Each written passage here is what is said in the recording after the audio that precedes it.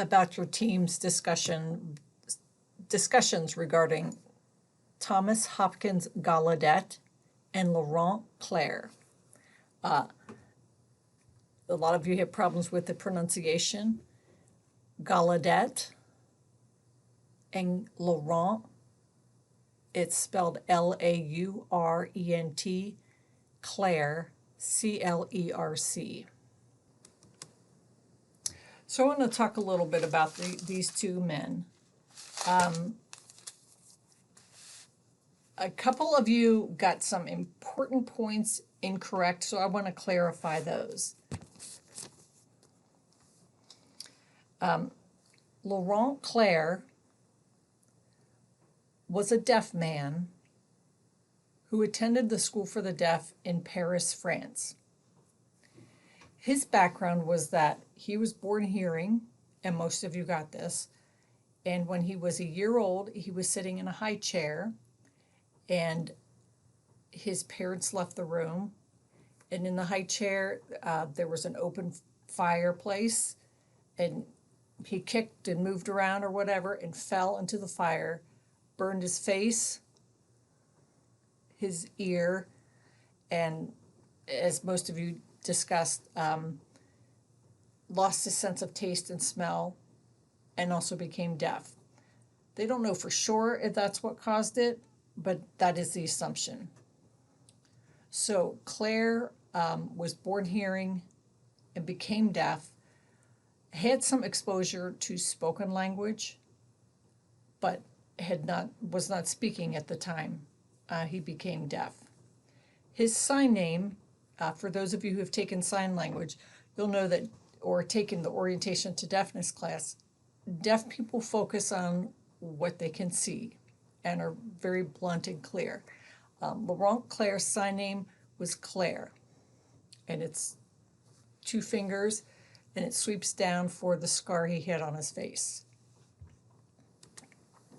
So Laurent Clerc went to this School for the Deaf in Paris, and he was a very good student. And what happened at those times, during that time, is that when there was a very eager student who did very well, they wanted the student to come back and become a teacher. So he taught at he went to the school as a child, and then he taught at the school. And he was one of their star pupils, and obviously was one of their best teachers. So he taught at the School for the Deaf in France, where they used sign language at the school. The purpose of the school was not to teach sign language. The purpose of the school was to teach deaf children using their language that is most accessible to them. And that was considered to be sign language, French Sign Language. I don't speak French, but it's LSF. We say ASL, American Sign Language. LSF is the language of signs in French. I don't know how to say it. LSF. Sometimes people say FSL, meaning French Sign Language, but really it's LSF. So then there's the man named Thomas Hopkins Gallaudet. I make it intentionally say Thomas Hopkins Gallaudet because there's 2 men named Gallaudet. There's Thomas Hopkins Gallaudet, who is the father, and Edward Minor Gallaudet, who is his son. So Thomas Hopkins Gallaudet was hearing. He was not deaf, as some people had said. He was hearing. Thomas Hopkins Gallaudet was a very bright young man. He graduated Yale at age 17, got his master's at age 19, and continued in his... and then 2 years later, he graduated from the theological seminary in 1814, and he was a congregational minister.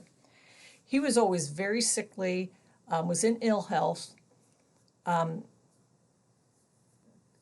but he was very intelligent. His neighbor was a surgeon named Cogswell, Mason Cogswell. Mason Cogswell had a daughter named Alice Cogswell. And Gallaudet is a young man, his very early 20s.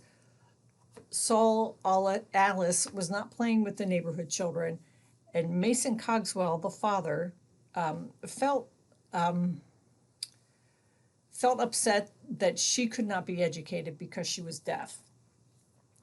And he talked to Thomas Hopkins Gallaudet about what were his thoughts on educating Alice. And Mason Cogswell had taken surveys and found out that there were deaf people, deaf children in that area of America. They were in Hartford, Connecticut. There were children that needed to be educated, and I believe there were 80 some children. And that warranted having a school that children could go to. And it would have to be a residential school because it was all across hundreds of miles, so they would have to go there, stay, and then commute at holidays. And Thomas Hopkins Gallaudet was very interested in the little girl. He would try to write with her, teach her to write. And I have a picture I want to show you. Statue at Gallaudet University. This is Gallaudet. This is Alice, and here his hand is in, his hand is in the shape of an A, and her hand is in the shape of an A, and she's holding a book.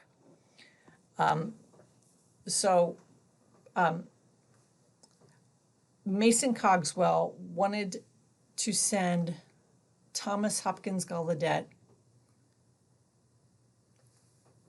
to Europe to learn how the children were educated in Europe. Up until this point in time, only the most wealthy children, only the children from the most wealthy families were being educated, and they were being sent to England and Scotland to be educated. So Thomas went to England, and he visited the Braidwood School. And the Braidwood School pretty much had a monopoly on education of deaf children. And they agreed to teach him how their educational systems or pedagogy. And they said, you have to stay and teach, and you cannot share our secrets. Our teaching techniques. And Gallaudet didn't quite like that. He didn't like the idea, first of all, of staying away from America because he was homesick. He just wanted to get back. And he also didn't like the idea of teaching for profit. And also, Braidwood also wanted him, when he came back to America, to teach and pass the profits on to Braidwood. And he didn't want to do that. He didn't want to prey on people who needed education and needed help. He didn't think it was right to take money from them for profit. That it should be a public institution, not a private money-making institution.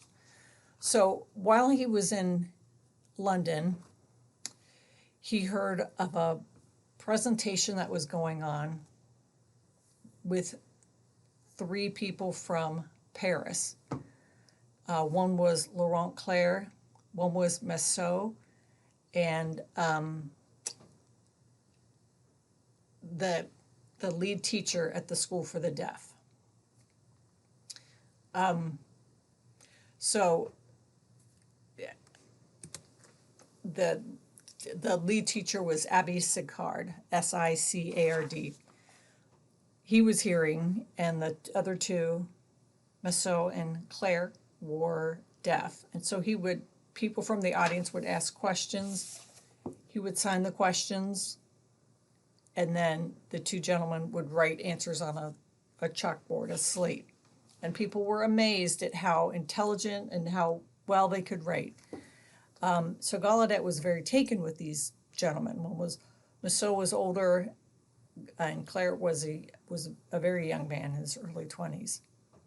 So Gallaudet asked if he could go to Paris and see their school for the deaf, which he did. So he went to visit the school. He did not go to the school. He was an adult and he was learning how they were educating deaf children. So he went to the school, and Clerc was very adventurous and ready for new opportunities. And I've read a couple of different accounts. One account said that Gallaudet asked Clerc to come back to America, and another I read where Clerc said, "Hey, I have a great idea. I'll go with you." So in any case, Gallaudet was running out of money. Cogswell had raised money for Gallaudet to go to England, and he was running out of money. He was very homesick, and he just wanted to get back. And whoever had this great idea for Clerc to come back to America, it solved the problem of him missing home. So Gallaudet knew somebody, a boat captain who was going from Paris back to America, and said, "You should join me, you should come back with me." And they ended up doing that. I think it all happened very quickly. Clerc had planned to go for 1 year. I've also read 3 years, but it was a finite number of years that he said he would go to America. Ended up he stayed for his entire life. He came to America. The three men, you don't often hear about Mason Cogswell, but Mason Cogswell was the money person. He raised the money. He had political connections. Thomas Hopkins Gallaudet was very bright, and he had ideas of teaching. And Laurent Clerc was a deaf person who knew sign language and knew deaf education. So the three of them helped to establish the School for the Deaf in Hartford, Connecticut. What's interesting about Clerc when he came here, is that Cogswell had never met a literate deaf person. He knew of his daughter who didn't speak, who didn't know signs. And Clerc was a very intelligent man. And it was a great way to show what deaf people can do. And that helped to, foster support for the school, for American School for the Deaf, which is still, so American School for the Deaf is still in existence and still running now. It's interesting to look at their website. It's like any other school, just shows graduates and shows all wonderful things happening at their school. So the three gentlemen set up the American School for the Deaf. And the first student at the School for the Deaf was Alice Cogswell. So let me go back a little bit. When Gallaudet and Clerc were coming over to America, Clerc knew that he didn't really know spoken English or written English very well. Gallaudet didn't know any sign language. So I've read 3 months, I've read a month and a half. On the journey between the two continents, they taught each other their languages. So Clerc would write in English, and Gallaudet would help him. Gallaudet and Clerc would sign French Sign Language, and Gallaudet would attempt to sign. So between the two of them, they taught each other their languages. both must have been pretty successful. If you think about it, on a trip, on such a long trip, there wasn't a lot to do. I believe it was a cargo ship, so it's not like there were activities for them to be in. The artist who created the statue of Thomas Hopkins Gallaudet and Alice Cogswell is the same artist who did the statue of Lincoln. In the deaf community, there's this proudness of that. And deaf people will say it's the same artist, Daniel Chester French. And deaf people will say that Lincoln is using signing AL. Well, if you look at this, he's not really signing that. It's kind of looks like an L there, kind of like that, an L. And this kind of looks like an A. Perhaps there was an influence by this artist to put that on the statue. I don't know if that's true or not. Deaf people definitely believe that it is true.